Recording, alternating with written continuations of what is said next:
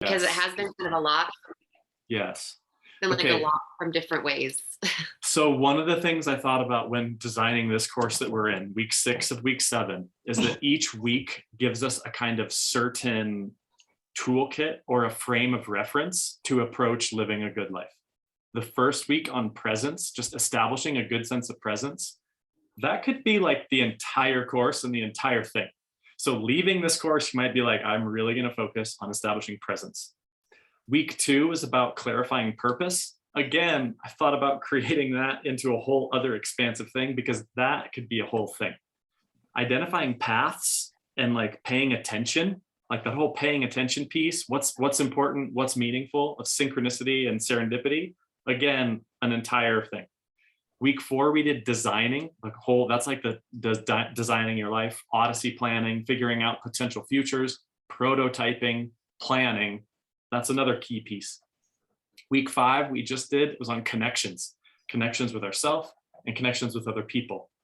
Week 6 is on collaborating, technically speaking, or partnering, what that kind of moving forward. It's like our final week of people. So week 1 and 2 is on purpose. Week 3 and 4 is on process and projects. Week 5 and 6 is on people.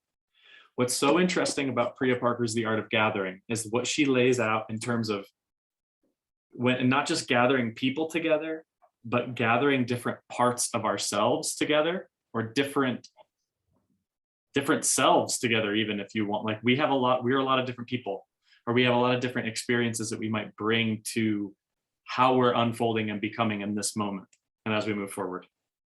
So when we're thinking about gathering and potentially partnering with other business partners or other just even mini partnerships of kind of relationships and these kinds of things, I think it is a really interesting frame to think about gathering all of these different parts of us together and choosing our why and what we're bringing forward. Okay, the other thing I said is that we only have one more meeting after this, which is sad, particularly for this group. Thanks, Jeannie. Thanks for making it sad, Jeannie. You can only have the sadness if with the joy there, right? You can only feel that sadness because it's been so awesome. Yeah, no, I mean, every group is unique.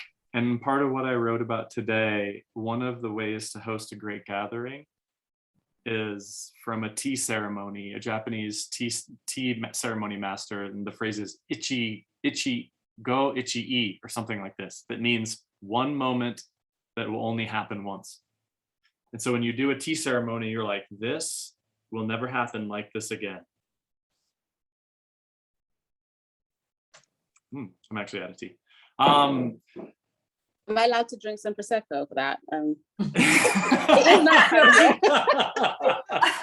love that.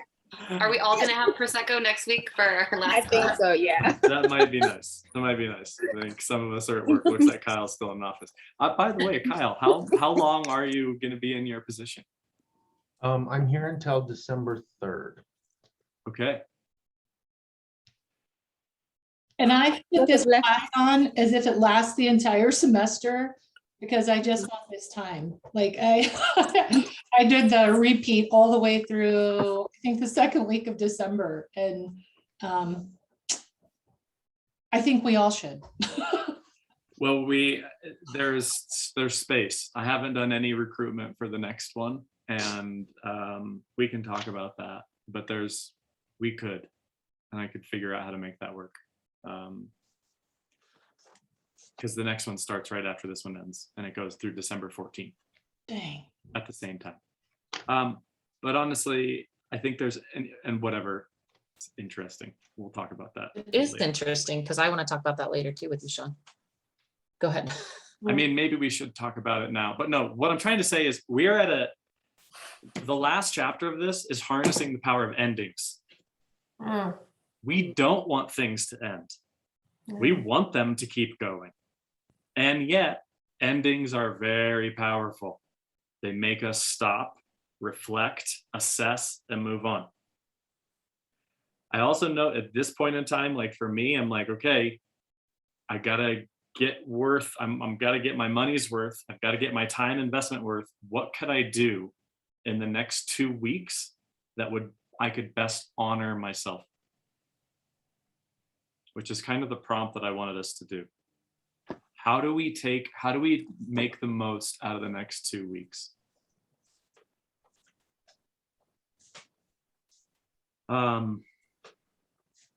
Like, what parts of us do we want to take forward, as it were? And I also just wanted to, I mean, maybe that's enough to say, when I first designed this course, I wanted to really challenge people to get out of their comfort zone and design and create projects that were challenging for them. Might be a little anxiety provoking. I really was like, what's going to be your project? And students were like, I don't know what my project's going to be. And Jeannie's like, I don't know, maybe my project will be to kill my business. I'm like, that's great. I've since went away from this project language because it's anxiety provoking. And I didn't want it to be another thing for a lot of working professionals that are like, they were like, man, I'm tired. And around week 4, week 5, like right now, people are like, I haven't made any progress on my project. I'm a failure. And I'm like, no, you're not. Maybe the project isn't that important. Maybe it's more about the process. But now I'm finding myself as a facilitator being like, no, you need a project. Like, it should be a little scary.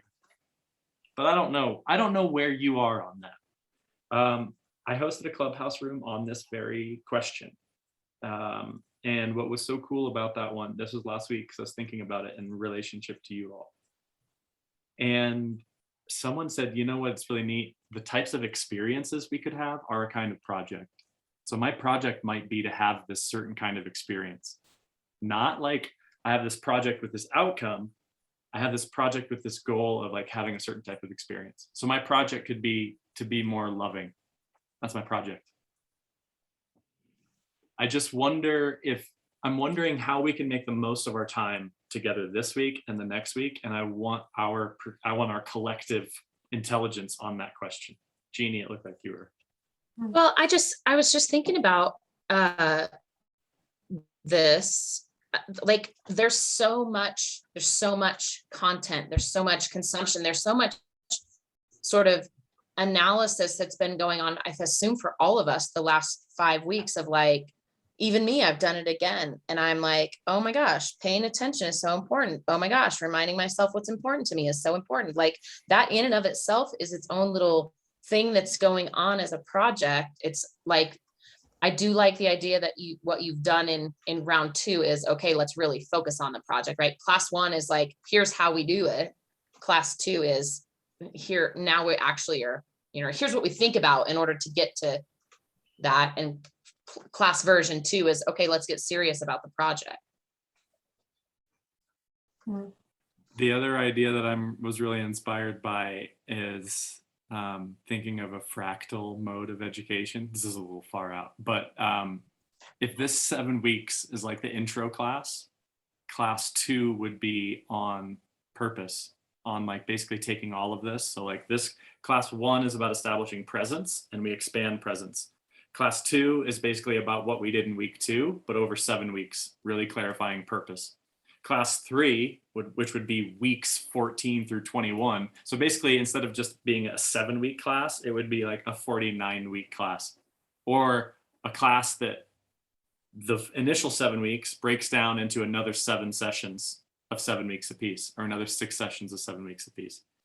I've played with that as an idea, honestly, as like maybe a 49-week mastermind. Again, though, I did want to make this be as powerful as it possibly could. I'm a tension between 7 weeks was what I figured was enough to get a taste of what it's like to design our own learning experience, get these tools, and then it's like, here, you have these tools, now go forth into the world. I don't think I'm ready. Okay. This was intro. I'm a bit not worried. I'm a bit like, what do I do now? Because I said this to John. I was like, I feel like I think I have what I need, but I just don't know now how to get to that start point. I mean, it took me how many weeks to finally sign off a commitment to write every single day. So I feel like I it's loved like, your email, it by the took me- way, on that. it took me this Great. long to get to this point. And if the structure just disappears, I feel as if I'll get lost again. And you know how Sean, like on that room on Saturday, when I said, like, how about asking for somebody to be with you through the process a bit longer, because I feel as if I'm just going to be lost.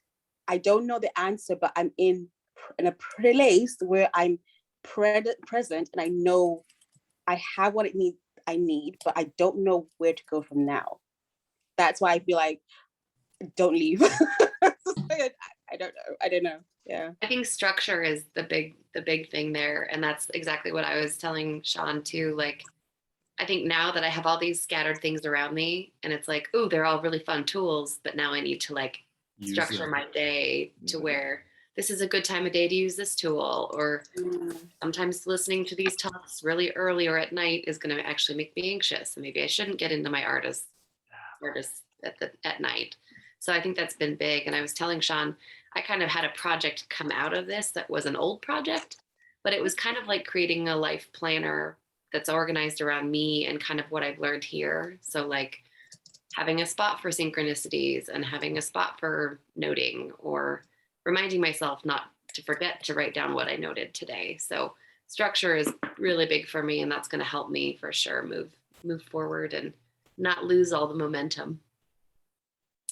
I feel like I need the connection piece That's- of this, the processing piece with other people. So Samantha, if you want to commit to the same time every week and you want to Zoom, or whoever else wants to do it, I'm all for it. Yeah. I've got this in my schedule now, so it could stay there. And I see it as this was like an introduction to something that maybe it wasn't for everyone else, but this was a whole new way of thinking about life. For me, I haven't had the luxury of doing that, and I haven't made it a priority. So now it's like, I think for a lot of people, or maybe it's just me, it's like a way to start. And then at the end of this, you can easily decide, yeah, I want to keep doing this. Like, I like what this has done to me. Or maybe you need a break and you're going to come back to it. But I do like the idea of this kind of intro thing, and then maybe the second part as a project or the action part. Because right now it was just so hard to process all of this and imagine really putting together a plan, even though I did. I also got this workbook. I don't know if you all got this, but I love it. I did 3 like Odyssey plan, 3 5-year plans. And it just was so clear at the end of it, like, oh, there's one that's right. And now you just have to figure out how to do that one. So I don't know if anyone else is like that, but that's where I'm saying. It stirred a lot of stuff up. There was just a lot of stuff coming up and that had to be processed. And yeah, I mean, I had started processing this stuff, I guess, before. So it really, like, I really just kind of went full on in. And of course, I told you all, I started the hypnotherapy and everything too. So I'm like full on, like, something's going to change. I'm ready. And that's working out really well. Additionally, the pressure of the good pressure of this has helped me tremendously, but I fear that it will not keep going if I don't have the accountability partners. I've been reminded again how important the self-care is in this moment of like, it's been such a shitstorm of stuff that comes up again and again, to be like, oh crap. Sometimes when you're paying attention, things are harder. I mean, it can be lovely too, but it also is like, oh gosh. Yeah. I would also add that I think because I've also had like a significant life change in terms of like, leaving my job. I left my job on the 10th of September, right? And then I think this course started on the 17th. Oh, was it? No, it started on what day was it? Probably the 14th, 16th, I think. something like that. So it started the next week. So and then it gave me structure when my weeks were now structureless. The first week, I have to admit, I said to myself, why did I sign up for this? Because, but now I'm like, I look forward to this day. And I think it's giving me the structure to kind of reinforce that I made the right decision. But also it's a case of, I think what everyone's saying, like right now, what do I do now? Like I know I want to do my own thing, but then I don't know how to start that using these principles, using these philosophies. Like, that's why I feel like I would be stuck. And I know like Kyle is going to be leaving his job in December, and then Leslie left the job. So it's like, what do I do? Yeah.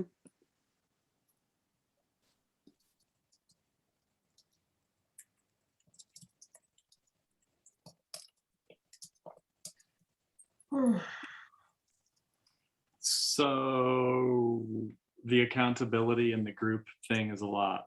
I've talked to multiple past students that said that I miss being held accountable. Not like we're holding each other accountable. There is it's like a anchor point of being like, okay, it also creates like a frame of reference of what happened this week. Maceo Paisley just turned me on to this book, Time Management for Mortals, 40,000 Weeks or 4,000 Weeks. Have we heard of this? No. It seems really good. And he basically makes the case that we are oftentimes too hard on ourselves with how we manage our days and not critical enough of how we're managing our weeks. So that we might be really like, oh, like I shouldn't be like zoning out and watching TV now. I need to be getting things done. Where in actuality, it's totally fine to zone out and watch TV if you're getting things done that like on a weekly basis, and that little bit of rest might help us do something else. I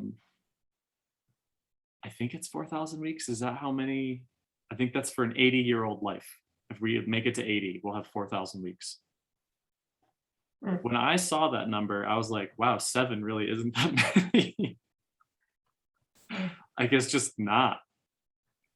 So I don't know. There's some thoughts here. I do think because this group has a really nice synergy, and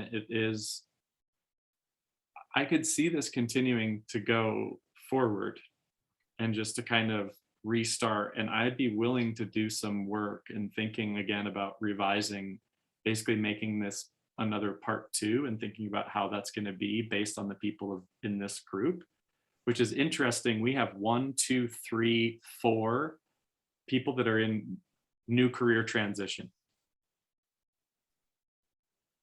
That's an interesting opportunity for me to continue to develop material and make it compelling for me to keep going and doing this. And maybe it's something I need to sleep on and really think about how it could keep on going, or maybe we should just keep it going. I would say that like the first 7 weeks have been great, and leaving a little bit of a gap to kind of like see what is still missing, or what is it that I need next, and then starting again, because I know that your next course is going to December, but ideally it's like coming back in December before kicking off in the new year, because I don't like New Year's resolutions, and also I don't want to wait to be like 2022. That's because I know myself, I procrastinate, and opposite of perfectionism, procrastination. So I might say, okay, since the course is starting next year, I'll hold off making any changes until next year when the course starts. But I think that accountability to come back and say, what have you done since then? And then regroup again for 2 sessions or something, and then start again next year, because it's also still that accountability, because there's so much that we can still put in practice, and then come back and see what we've done, and what we still need to do. I like that, Samantha, because I also feel like I need to go back and look at every week's what was suggested we do, because it felt like it was a suggestion as opposed to an assignment. Yeah. And sometimes I picked certain parts and didn't pick other parts. And now I wonder, what if I went back and looked at that with some different perspective, but giving ourselves a couple of weeks to, I don't know, catch up and process or something like that, and then restart. I don't want to wait too long though, because I do like the group accountability piece.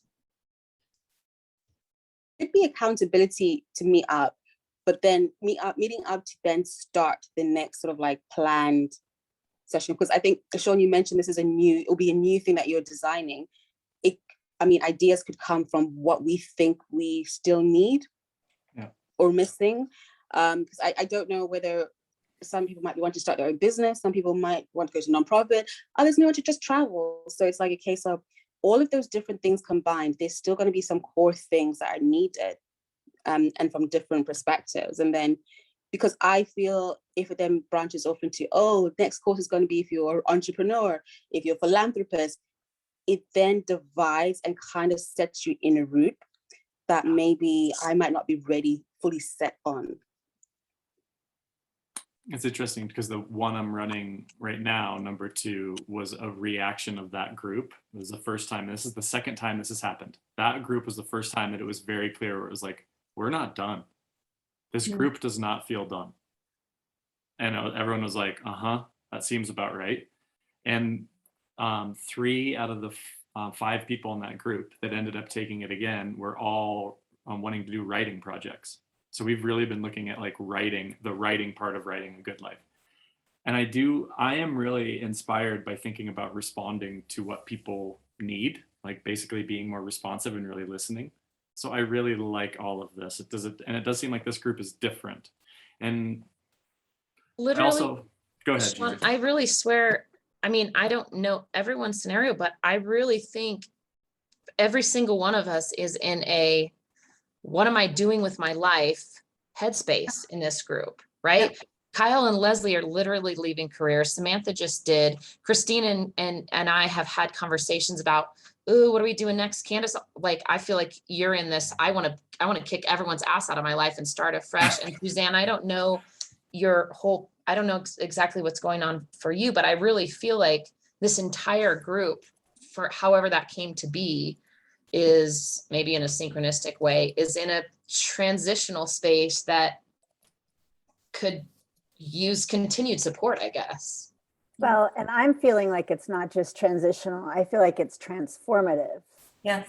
Like for all of us right now, and that we've stepped up to a line, and this class has helped it. Like we all grabbed hands and stepped up to this line together, like, okay.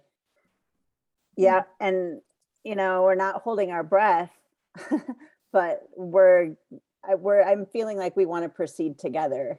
And that we've become close, because transformation is very vulnerable. Yes. What is the powerful part for me is that it is a writing workshop, and that's what is getting me through. And I'm learning so much that I didn't know about myself through the discipline of that and just the exercise of it.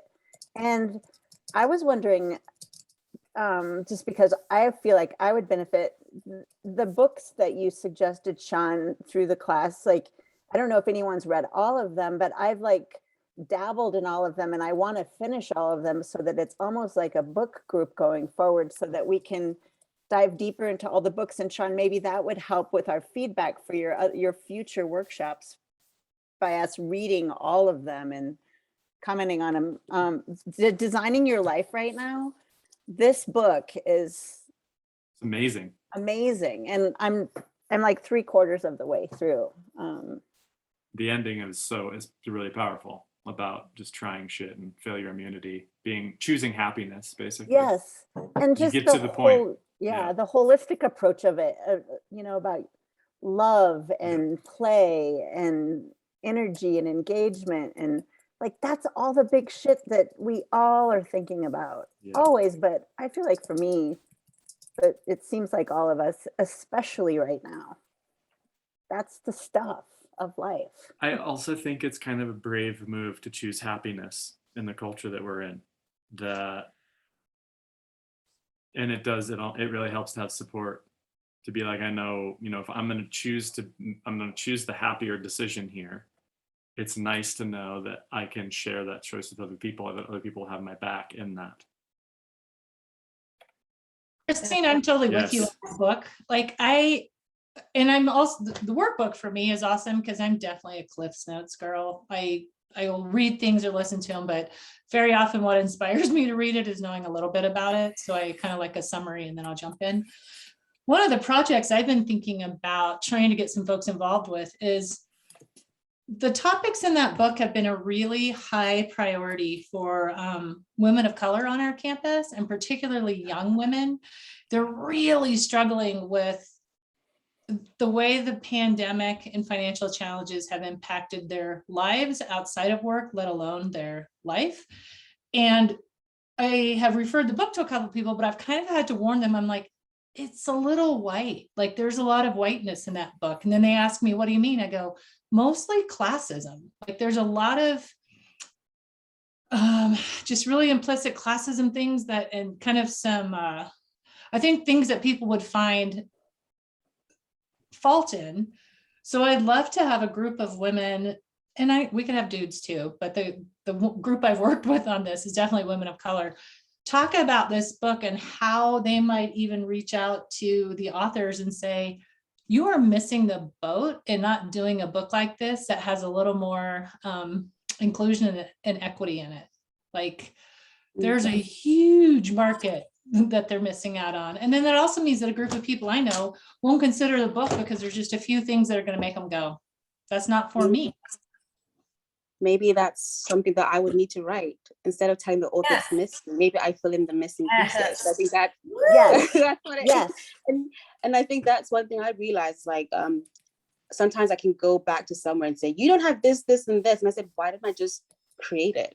Yep. If it's not inclusive and I know what would make it inclusive, why didn't I just then create it? Yes. I love that. I think a project coming out of some of these groups would be really interesting to, I don't know, I just feel like there's a need. And I think whether it's good, bad, or whatever, a lot of folks with marginalized and different identities look for texts and look for things by people that also have those identities. And so I just feel like there's a big space for that. I'd love to see that come out of this. Well, and also I've been thinking a lot about the premise of privilege with what we're doing right now, that we can pay this money to sit around and read and write about what we want to do with our lives. Me too. And what work and life is. And it's certainly privilege, and how that feeling and that reality factors into what you're saying, Leslie and Samantha. Like, Yep. Yeah, it seems like it would be great for somebody to write a book that speaks to all groups, but I have a feeling that maybe if it's going to be in one book, it needs to be separate chapters for people in different situations, because I think there are fundamental principles when you get down to the core self, but how that's approached is really going to look, I mean, I feel like most of us have similar-ish backgrounds, education, and all of that, and mindset. Like that's why we kind of came to this space. But if you're talking about a book that speaks to a wider variety of people, I think that would be challenging. I was going to say too, the word that keeps coming up for me is like space, and like, saying there's a space for this, or there's a need. And maybe this is our point in the process where we look around and go, which space is open for me to fill? Like, I don't need to fill, I can't help everybody. I can't make everybody happy, but which space is sitting there empty, waiting for me to fill it with me? And then therefore create something that does help people. And maybe it's that overwhelm that we're all trying to help everybody all at once. And maybe we just need to stand in our little space and go, well, this is my little space. I'm going to fill it with love and compassion and share. So that's really interesting space.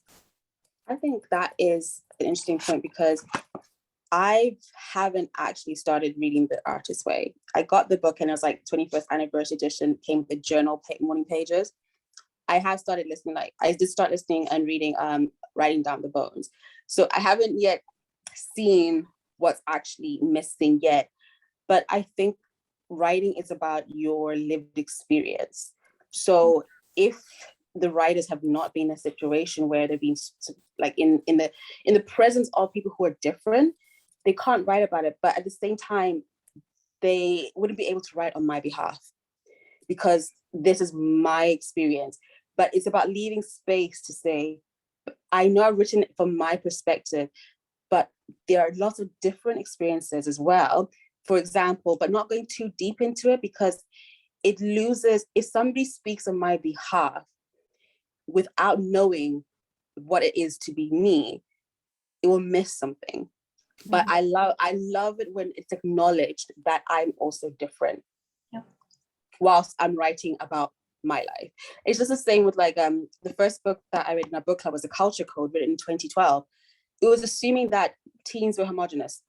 Like it had no intersectionality, no like, you know, diversity, nothing at all. If you do this, it will work for your team.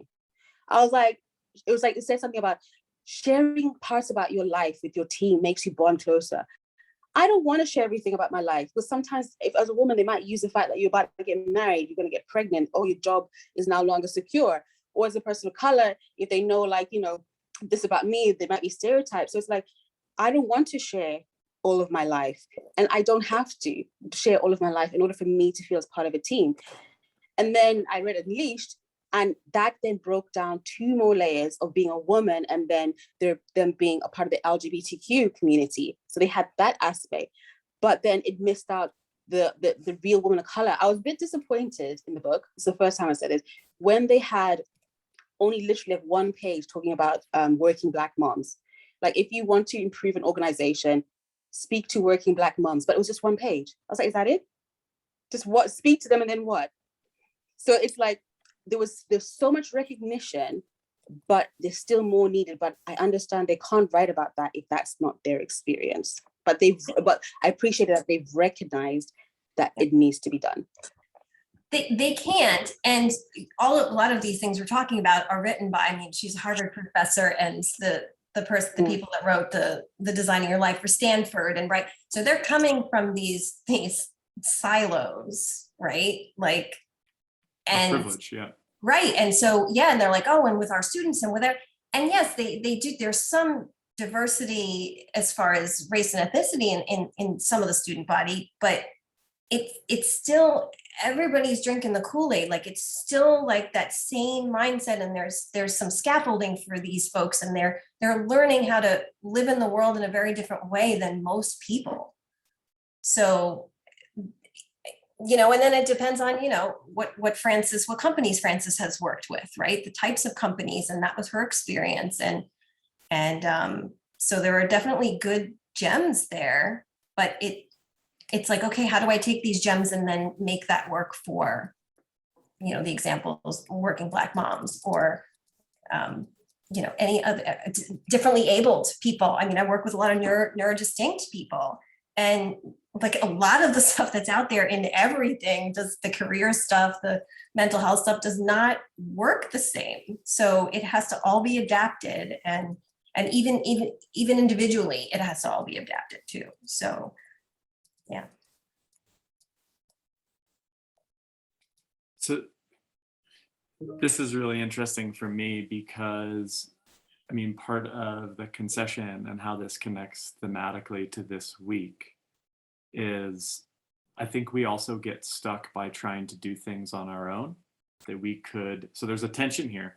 There's the idea that we are filling spaces that only we can fill, and that we are writing books from our experience that only we can write. And we are in a position to serve people in a position that we are able to serve.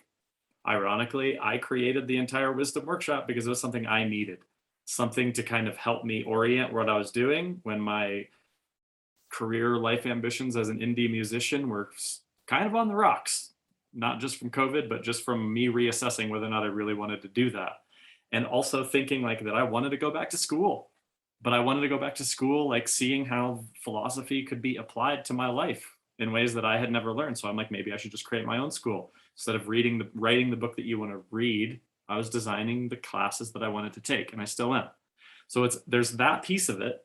But then the other piece that I feel like is a really, and this is Candace's question, what will give us the courage to step into the space and give ourselves the permission to fill those empty spaces? So our education and lack of recognition keep us from creating for contribution.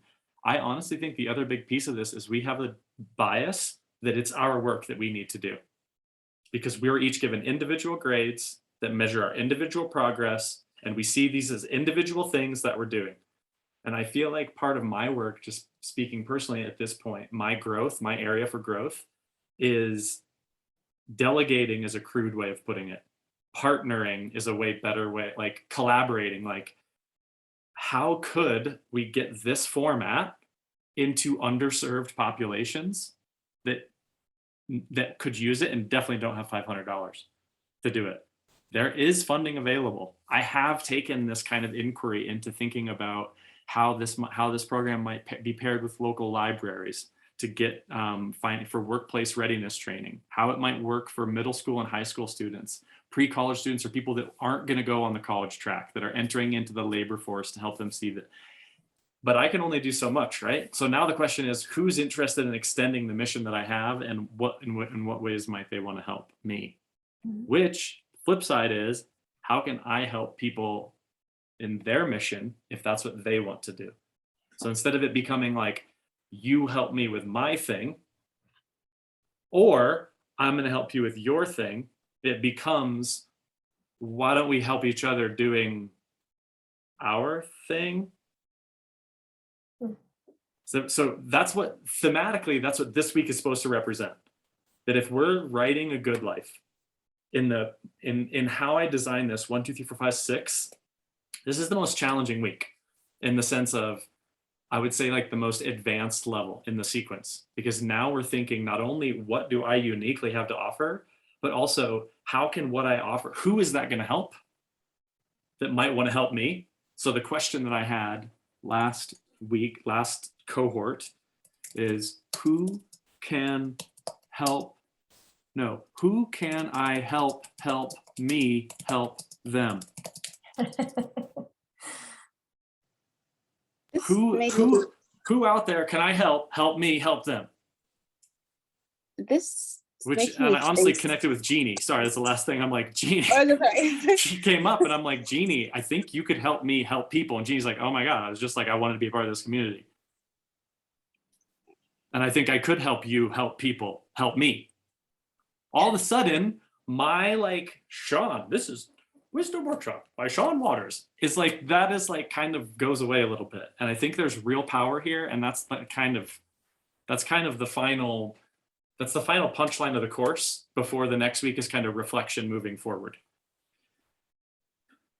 So I don't know, I was talking a lot, but I mean, it's just like super relevant to me as a participant at this point. So I felt like I had to say that. I was thinking that, I know we say like, be selfless. Who can I help to help me? I would actually say, how can I help myself through first helping others? Because it now puts a sense of, I know I need to help myself. What's the best way I can do that whilst doing it, whilst helping other people? Because we'll all, and then it's the survival of our first responsibility to ourselves. So if I can do something that helps me, but also helps other people, I think that would be great. And I think, honestly, I should be selfish. And then if I see a situation when I want to do something that helps me, but no one else can benefit, that's my time to pause. And around the spaces thing about, I know I made a little bit of a joke in terms of recommended text need to be updated from 1694, because I don't know why people are still recommending the 7 habits of highly effective people from like 1950. It gets to a point like with all, like I struggled. I said, why are there no business books I can find written by women of color? Why can't I find them? Why aren't they recommended? And then I said, yesterday when I found out about Colin Powell, I remember seeing him being the general, him being the Secretary of State, and him doing the speeches. And I said, I had not heard anything about him. I didn't even remember hearing about him when Obama had his inauguration, but we hear everything about George Bush all the time. How come he's not talked about? And then I said, he was the first African-American to have this position. But there was still a big gap. And I said, why don't we know? And then I got a bit upset because I was like, everybody has now gone to their drawer, remembered this photo so they can post on LinkedIn about how he was a great person. Oh, now you're remembering that you had a photo with him, but you didn't remember for the last how many years when he left office. And then some of his quotes, he said about the responsibility of a leader is to empower, it's not about him, it's about empowering his team to be able to do their job when he's not around. I said, but that's what Francis wrote. So Colin said it first. How come those aren't the quotes we see? We always see, who's that Wharton guy, Andy Grant. We always see, how come we don't see Colin Powell? And I said, the people are there to fill the space, but space, people don't want to give up their space. Yeah. And the first step is changing the recommended reading to include those who in 1965 were never given a space.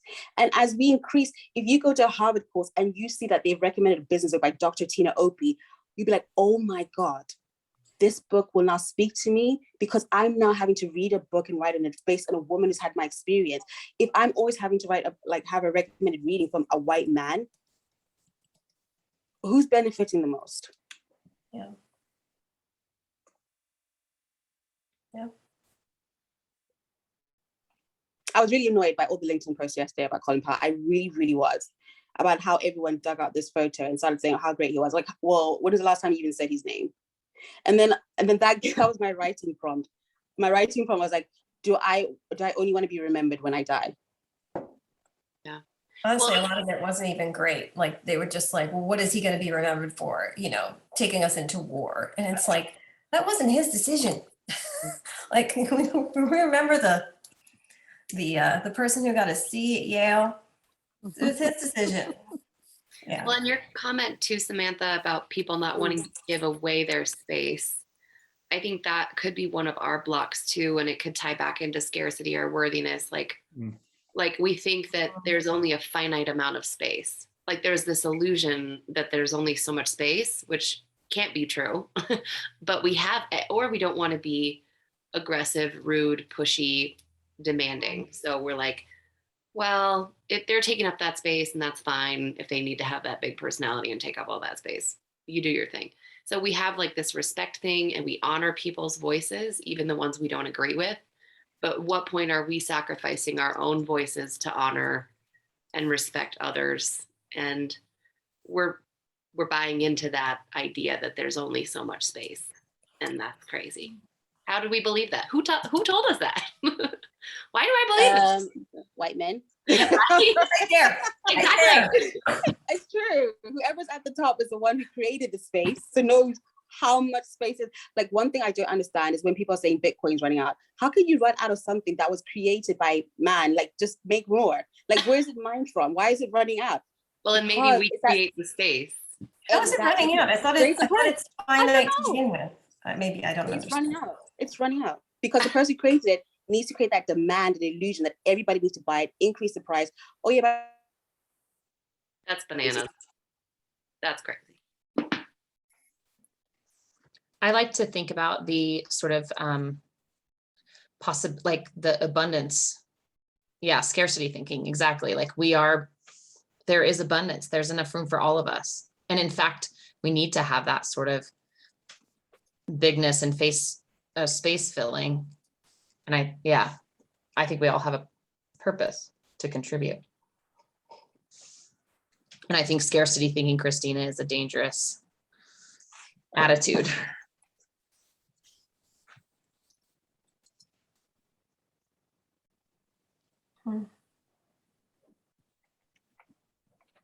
So what do we do? That was my question. Create space. And again, I mean, I think this is the repeated question that we have. And I honestly think this is something that we do better in community.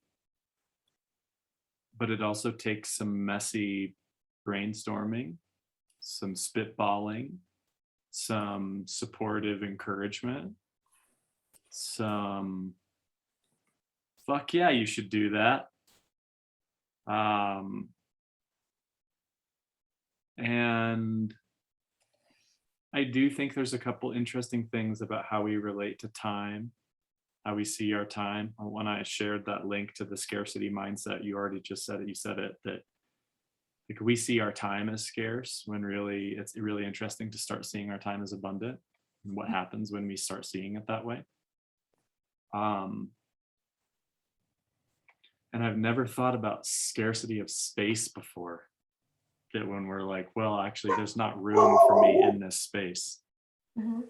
which is similarly, I've thought about that in regards to potentially launching a part-time speaking business. And it's like, that's not the way that my mom was like, that's not the way to think about it at all. You have a unique voice and perspective that only you can share. It's a matter of how do you want to share that? How do you put that into language that other people are going to be interested enough to hire you while still staying true to yourself?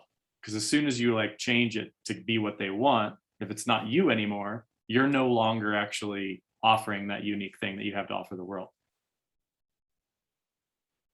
So there's this interesting navigation. This is where writing again is a powerful metaphor. As soon as we start actually taking our writing out of our books and think about how to take these ideas and communicate it to someone. And this makes me think of Kyle, actually, of like, we have this program that can help you develop the social emotional intelligence of your workforce to capitalize on that human resource. And what we're going to do that is help people get in touch with themselves, develop self-awareness, empathy, self-care, self-communication, self-awareness, self-responsibility, self-expression. Yeah, scarcity is scarce for me. Fucking hilarious. I think we're at this, as soon as we start taking where we are with ourselves, which I feel like that's what this course does. So I think we're right. Like, this course is about establishing the space to be self-aware with ourselves. And then the next move is, how do we communicate that to another person? Who out there, this is a good question to just ask the universe, who out there could I help in a way that's going to help me? Like Samantha, what you said. Or the how question, how can I help myself in a way that's going to help other people? How can I help other people in a way that's going to help myself? How do I alter my language to get it to be interesting or valuable to them without losing track of where I am? I think that's really a lot of the work that we're doing, is finding our space. And I do think it's worth it. It's funny, now we're at like 1 hour in, full circle to the question that I originally wanted to ask everybody to write, which is, how do we make the most out of these last 2 weeks? Which it does seem like part of the answer is figure out a way to take up space. Or like figure out a way to apply, integrate, connect, make, create, write. What do we have? And we already have a really good example. Samantha, you need to write a Designing Your Life for Women of Color. If you want, I don't know. And Kyle needs to write one for families and young children. Like, when I think about how great this would be for the Juntos group that you're working with, we wait so long to talk to young people about, and of course, you know, they're just figuring out their passions, convictions, and values, but they know who they are when they're 18, 19, even younger. But yeah, I've been thinking about that too. Like, how great would this be as a part of your programs, Kyle? You know, the 4-H programs. I don't know. What do you think about that? Is that crazy, or does it make sense? No, it totally makes sense. You know, we are not educated in social emotional learning for the most part, right? If we're lucky in this lifetime, we have an experience like this, but the vast majority of us do not receive concentrated or focused social emotional learning, where you do have heightened, you do have a heightened awareness of self. So, you know, to answer your question, Sean, at least for me, in terms of the last 2 weeks, I really am excited to, you know, continue to finalize, kind of put some additional details around my my own work around workforce development, and how something like this, you know, could be incorporated into what I am currently describing as civility training.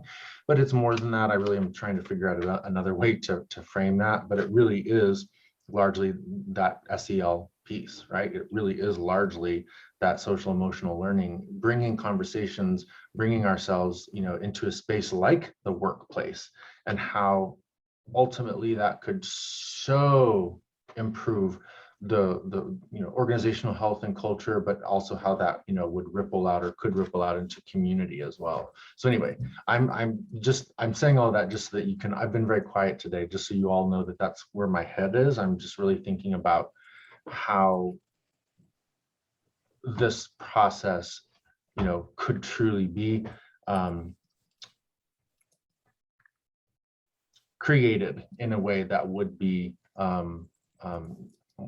that could be more widely accepted in the workplace. Right? Trying to think about how an organization's leader commits an hour of everyone's time once a week to do something like this, and it's expected, it's mandatory, everyone does it. Wow, I'm just really excited about what that could possibly mean for for so many different health determinants and outcomes, all of the social determinants of health. Anyway, I'll stop there because now I'm just thinking out loud. It's interesting, Kyle. I think I told you my brother-in-law works for DaVita, and they have the chief wisdom officer. And I was when I was over at his house last week, he was telling me, oh, he just read Born a Crime. My brother-in-law would never have read Born a Crime, Trevor Noah's book. And I'm like, oh, was that for work? And he said, yeah. He goes, it was really good. And he's a director, so he had a team, and he had to actually lead the book discussion with the team. And he's like, it's amazing how much more I learned because I had to facilitate that. Yep. And like, he's completely changed. Yep. Like, he's a completely different person than he was a couple of years ago. Yep. As a result of the stuff they're doing at the workplace. Yep. And what we know, changes.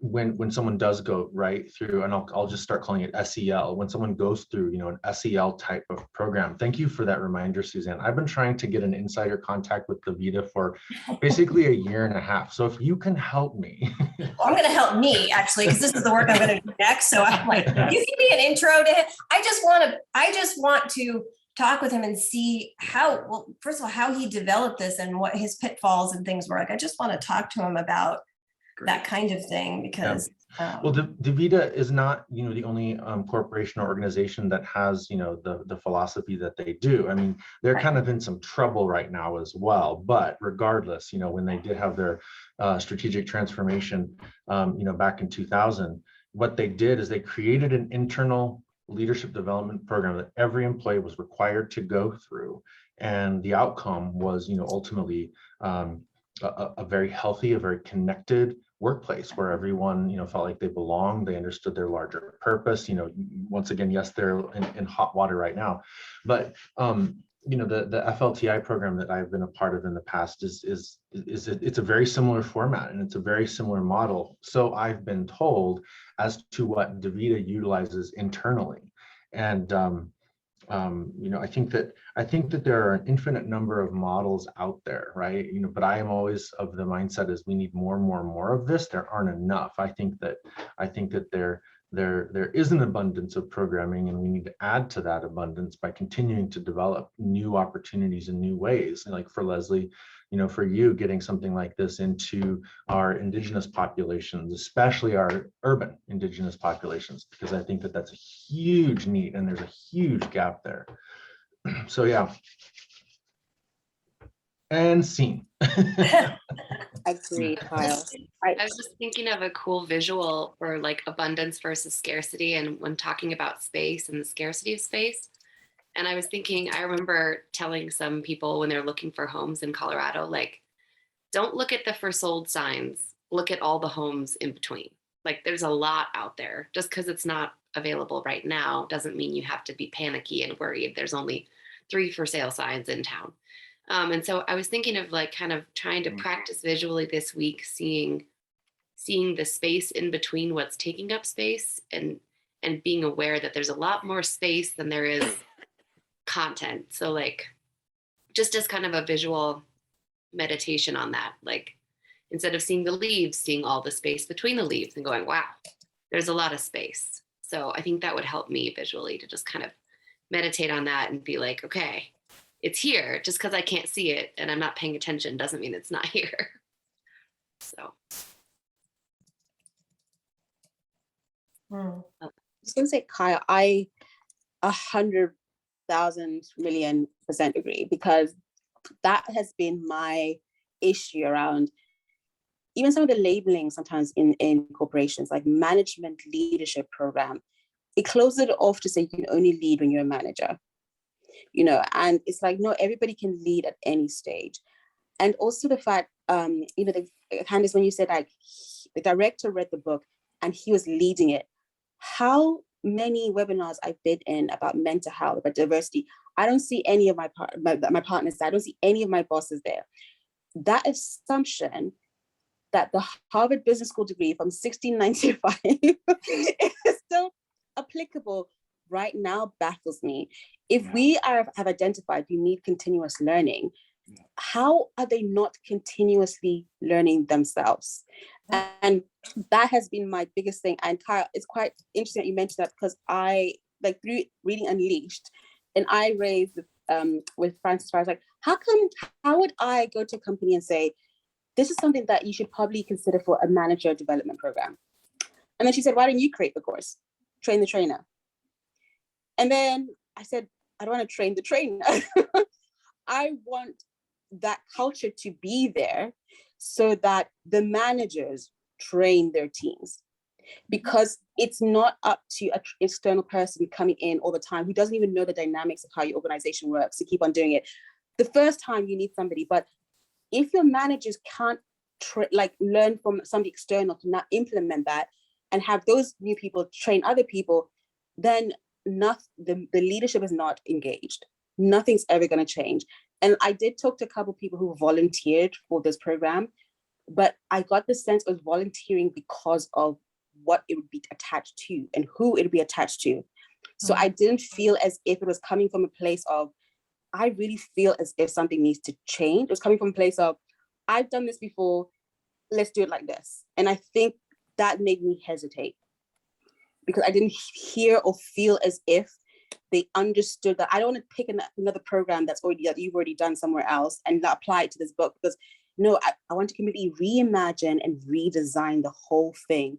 And when you have gone through it, you know how to teach it, in the sense of, you know how it feels. And I think, Kyle, what you're doing is absolutely amazing, because I think we need a change in these 12-week leadership programs that don't mean anything, how to write a portfolio, how to sell something. I think they're pointless.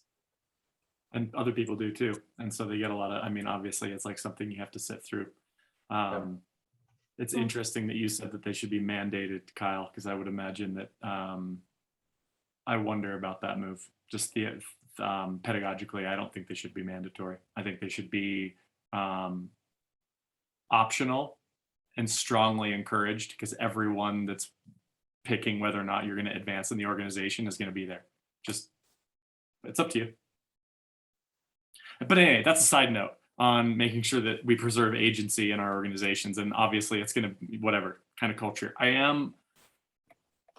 We haven't done any writing today, and it feels like I'm too like, to like really get anything done. We did, I agree. So we're okay with that?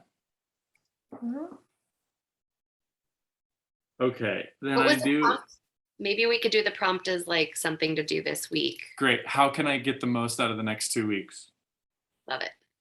I would also add, since Sabarna was wonderful in one of the last workshops, was like, yes, trying to optimize my life in 7 weeks is a really noble goal, but so is just taking care of myself and allowing myself all the time I need to heal.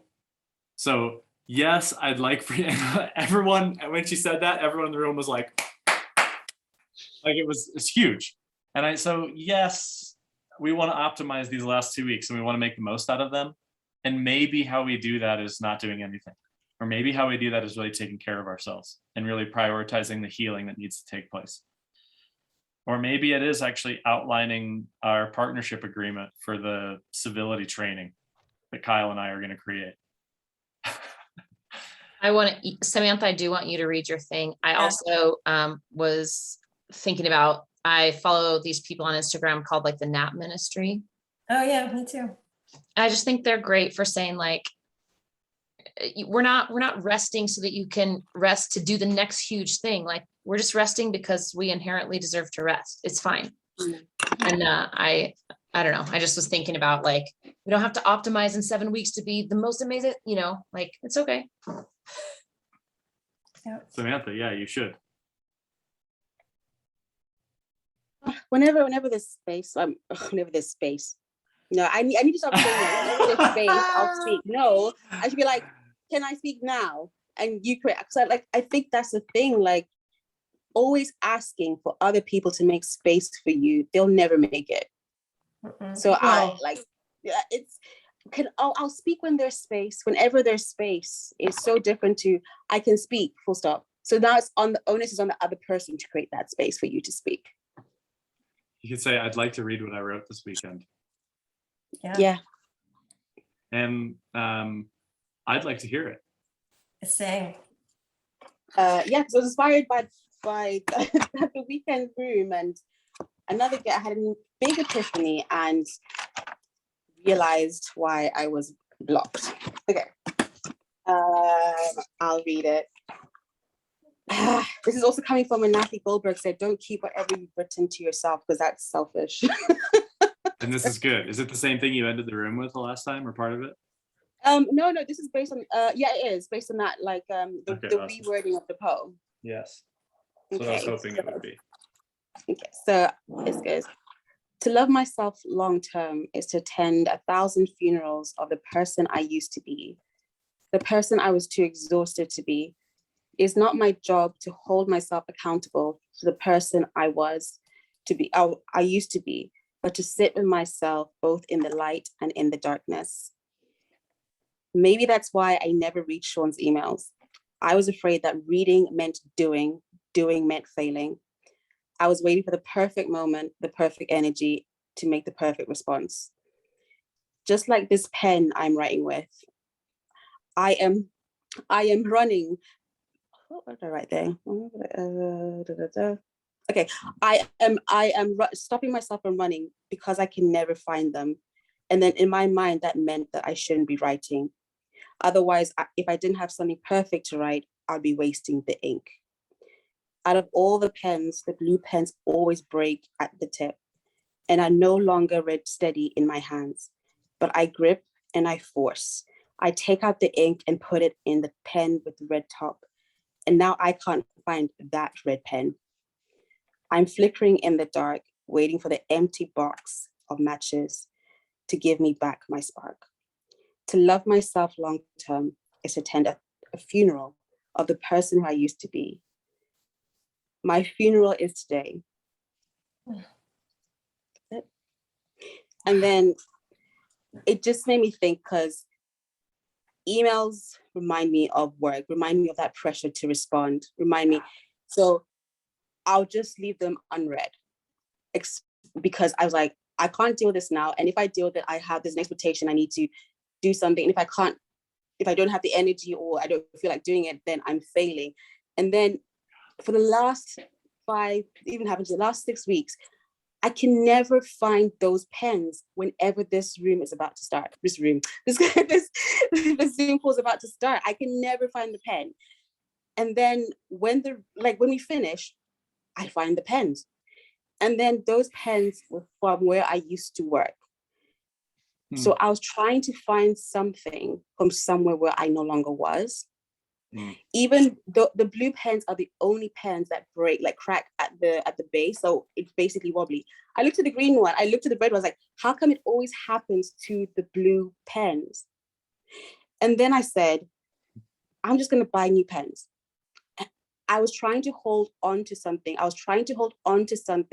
To use that something to create a new life, but using something from my old life.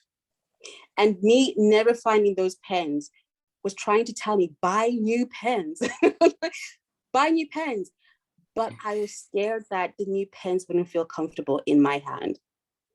So I never bought pens. Even right now in my Amazon, in my basket, I have a box of 50 blue pens. I still haven't pressed buy. And it's quite funny how today before this, I was like, where are those pens? And then guess what? I was looking for a red pen to write with. And the craziest thing happened. I found this, but this is actually the blue ink in the red pen. And I picked it up thinking it'd be red, and it ended up being blue. And then I know, and I was like, why are you doing this to me, guys?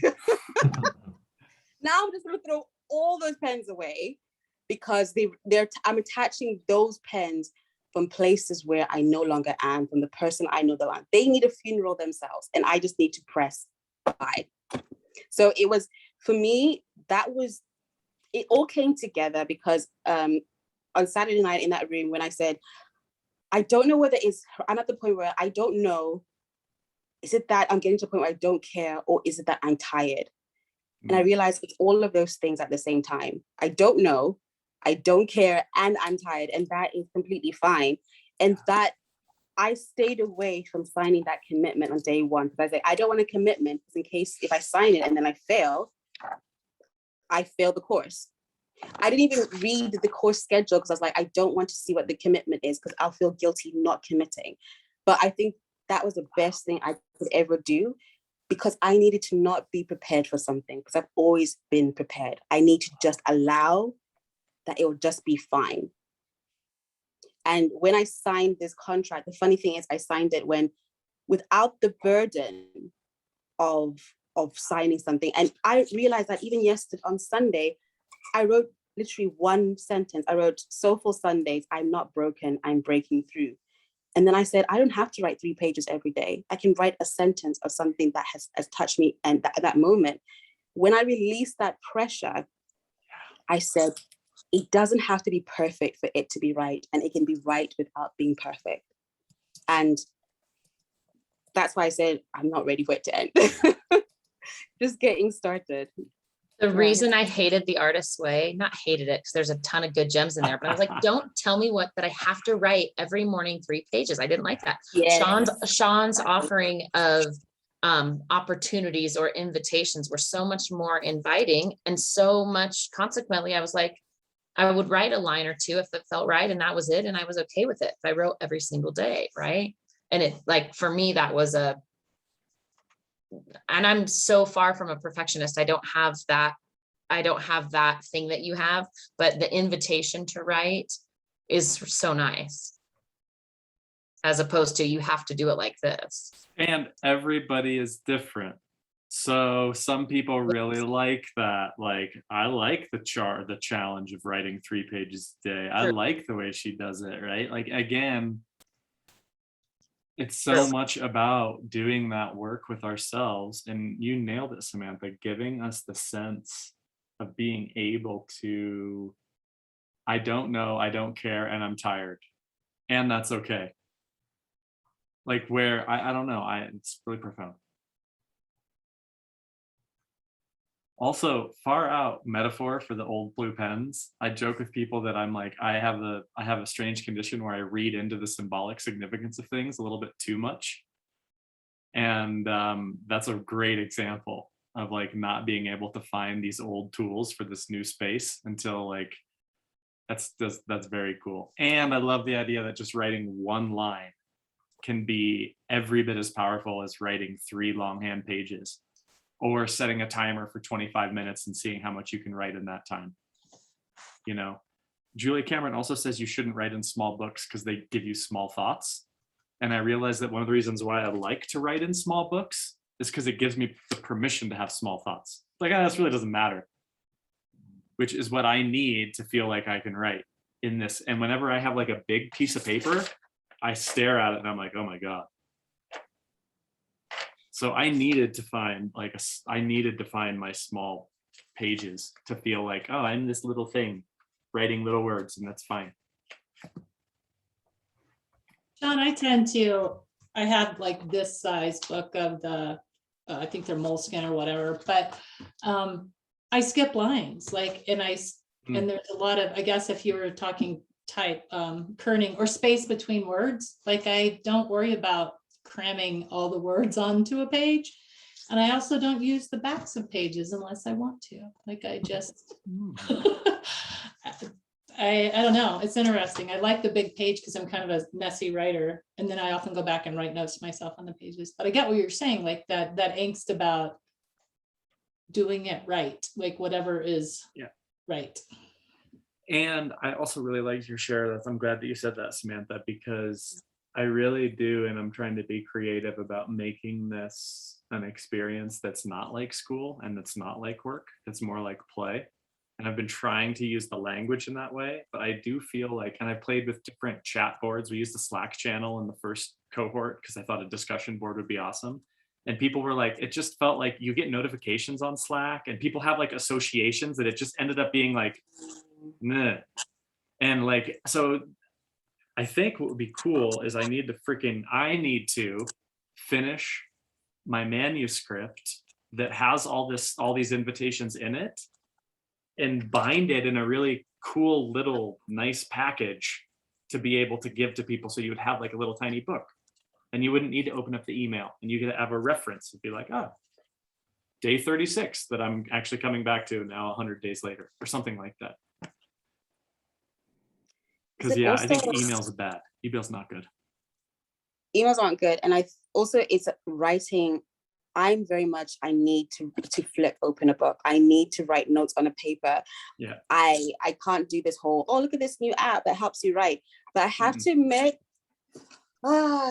Julie Cameron really stressed me out with how she's done this. Like, why is this here? Like, where do I start? Do I start at the top of the page? Do I start like here? Like, where do I go? And that really stressed me out when I was doing day one, like when I wrote the first time. So I was like, where do I write? Am I supposed to start at the top?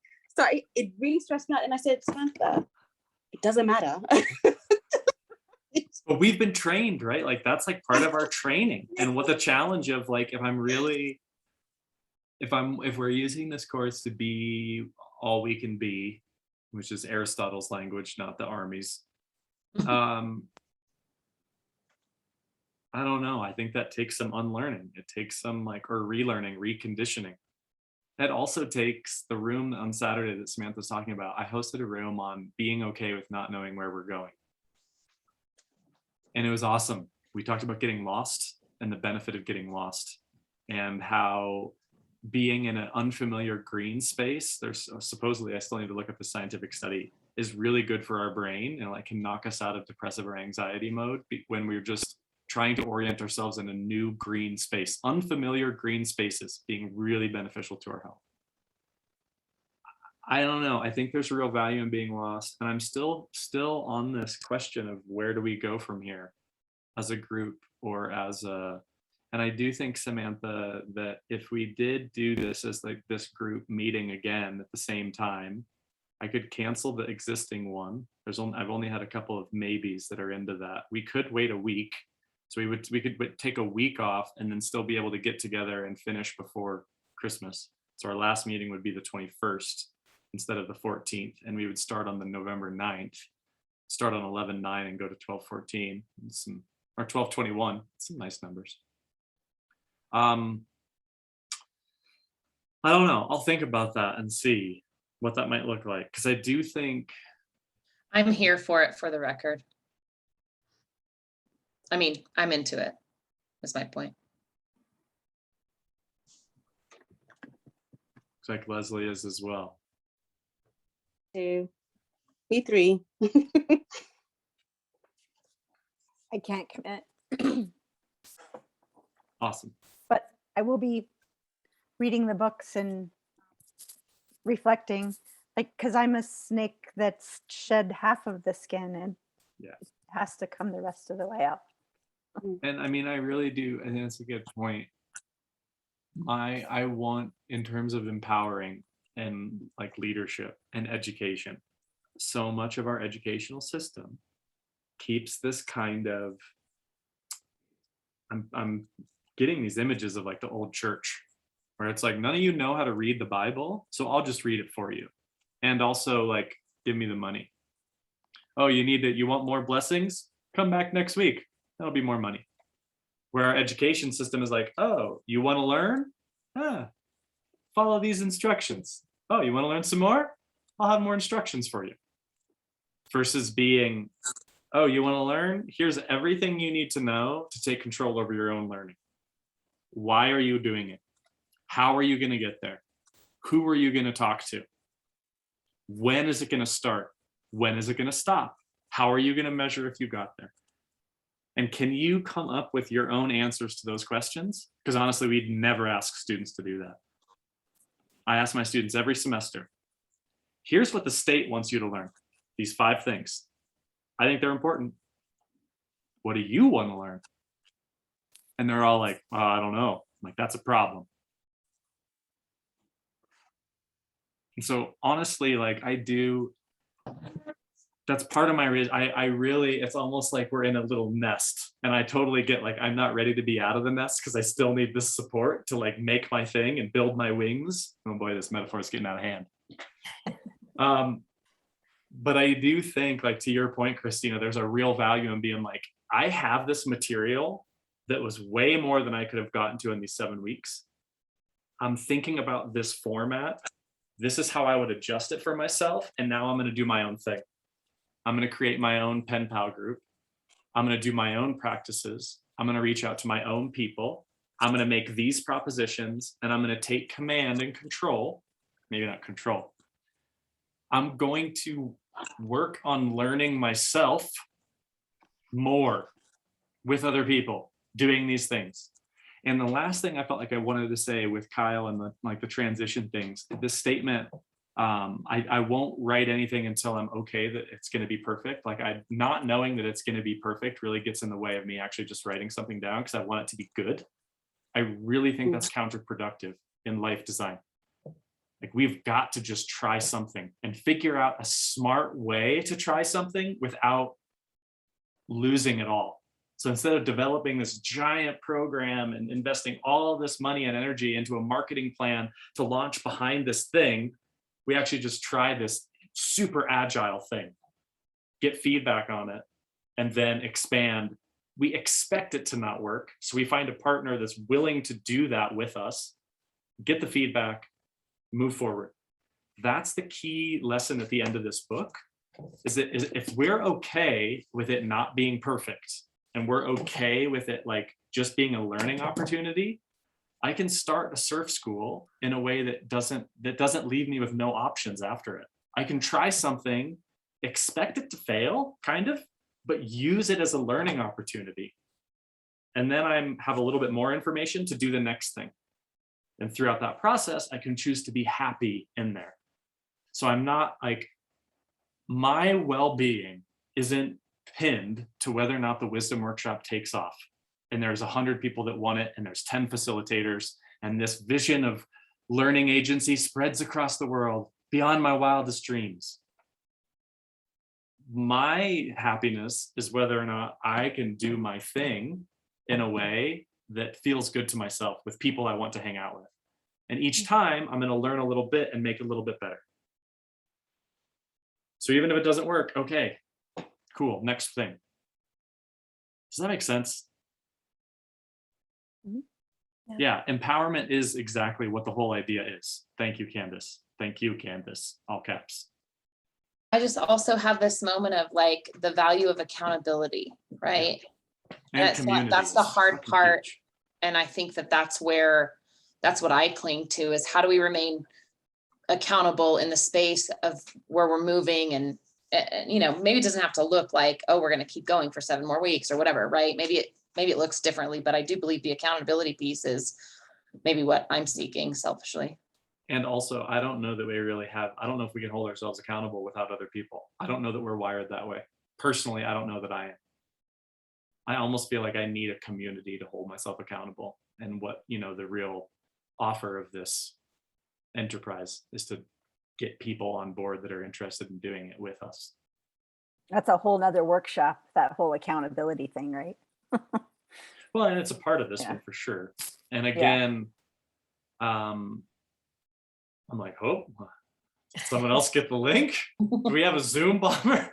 Sorry, I'm trying to get mobile. Well, Sean, I feel like for me, the power, one of the biggest takeaways from this class, am I echoing to you guys?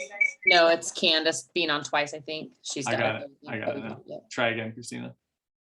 Is accountability to myself, like starting it with that contract and writing every day, even if it is a half a page, that's been It's huge. just what I needed.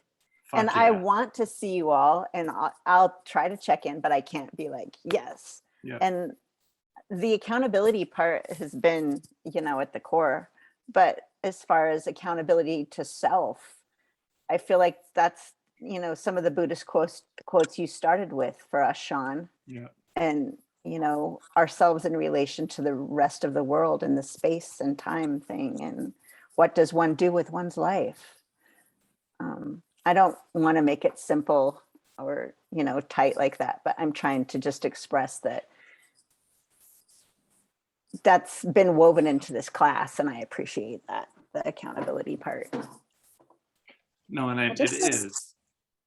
And it is just, you decide a purpose and you box, like that time boxing where I'm setting this time and I'm going to do this daily, weekly, and I'm going to also be gentle with myself. I don't know. I really think it's powerful, and it's wild that we don't get training on how to do this in our educational system. It's just fucking crazy. Not only training, but it's like the opposite of that. Yeah. Almost. And I do think it's the kind of thing, I just saw another thing, I'm thinking of you again, Kyle, that you can't convince someone how things work with statistics and numbers. You have to give them the experience of it. Like, you have to put them in a group and be like, this is how this works. I can show you that if you enroll in this class, you're going to get all these outcomes. You're not going to like believe me, and it's not going to click until you are there feeling those things and doing the work. So it's like you do the thing, and then that's how you learn. Not like this. Again, philosophy isn't a fucking spectator sport. You don't just learn these things from the outside. Like, you actually have to see whether or not applying them in your life makes a difference. And then when it does or it doesn't, you have like a basis to move forward. I think that's the, like, thinking about, this course and what Christina said about, she can't commit, but it's like, it's almost like saying, I was thinking about, what I've just written about, this is a situation of we were lost, we all came together, and then some people are found and they're going to go out, new people may come in, but, but the people who leave because they're found, they're going to get lost again, but they're getting lost in a new place.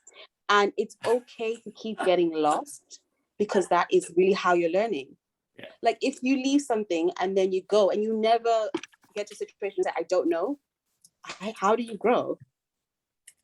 Because like, it's a case of, it's okay for us to get different stages of this process, because it's different experiences. And then it's encouraging as well to say, Christina's got what she needs, which means I know I will get what I need as well.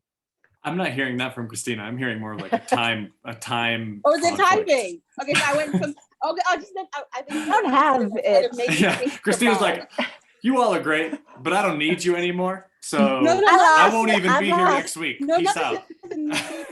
but it's like, it's the different stages of like being at different stages is like, sometimes I've expected everybody to all, it's that thing about work where you have a 5-year management program, you have a 6-year management program, everybody does the same, this, like, it's a cohort, everybody must go through every step at the same time, whatever it is. But it's not like that. How would if I just want to get lost to see if I had the tools in this new place, and then, okay, I need new tools, I'm lost again, let me go back. Because I think I've used the word lost as a negative thing.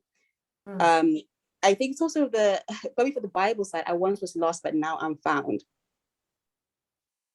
But our whole life is just about continuously getting lost. Where can I go to get lost?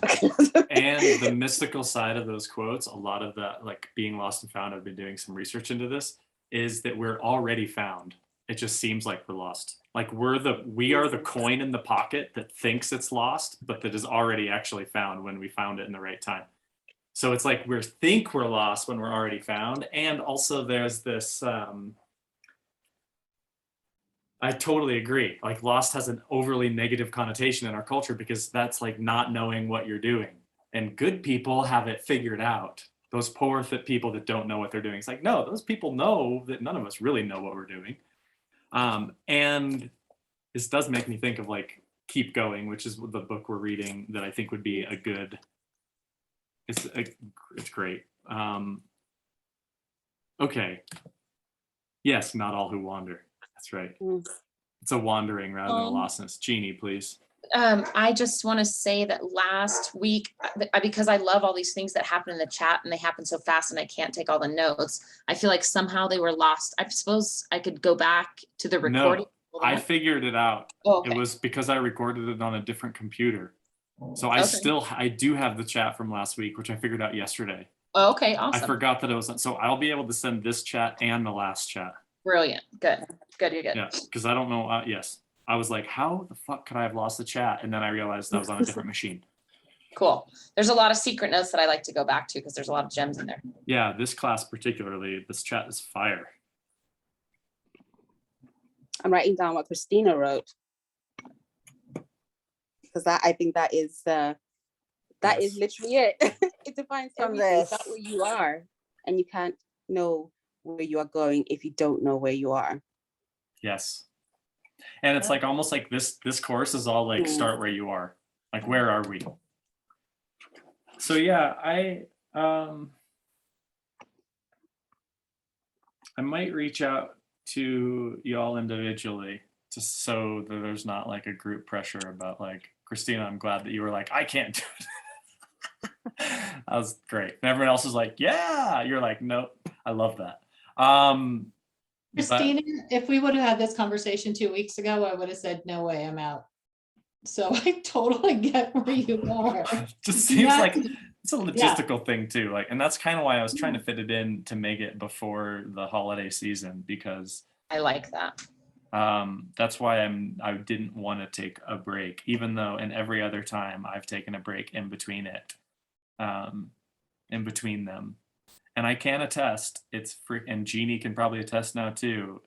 This material was made so that it's like we bring ourselves to it, and when we're in different places, we get different things out of it. I've gotten different things out of every single time I've done this.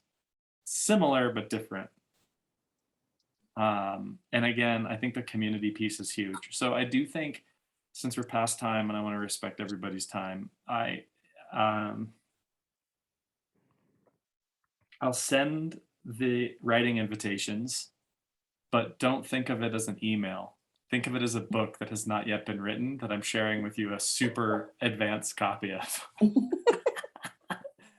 And also, definitely feel free to reach out to me, and I will do some more reflection on just opening the space and seeing what we can do for that and how that works.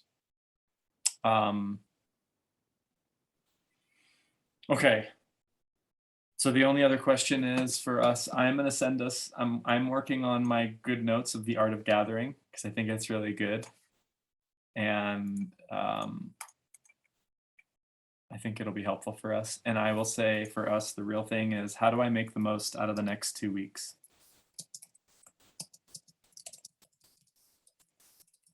Does anyone else have the art of gathering, or is anyone else planning to read it?